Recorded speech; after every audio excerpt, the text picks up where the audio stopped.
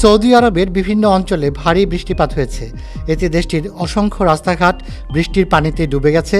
বাংলাদেশ সহ দক্ষিণ এশিয়ার দেশগুলোতে যখন চলছে তীব্র তাপপ্রবাহ, তখন উল্টো চিত্র দেখা যাচ্ছে পাকিস্তান, আফগানিস্তান ও মধ্যপ্রাচ্যের দেশগুলোতে। সেই সব অঞ্চলে ভারী বৃষ্টিপাতে বন্যার সৃষ্টি হচ্ছে। সৌদির আবহাওয়া দপ্তর জানিয়েছে, আবহাওয়ার চলমান এই পরিস্থিতি আগামী এক সপ্তাহ পর্যন্ত অব্যাহত থাকতে পারে। এই সময় দেশের বিভিন্ন অঞ্চলে মাঝারি থেকে ভারী ও শিলাবৃষ্টি হবে। ভারী বৃষ্টির প্রভাব পড়েছে রাজধানী রিয়াদ, দিরিয়া, হুরায়ামালা, ধুমরা থেকে কুরাইয়া পর্যন্ত।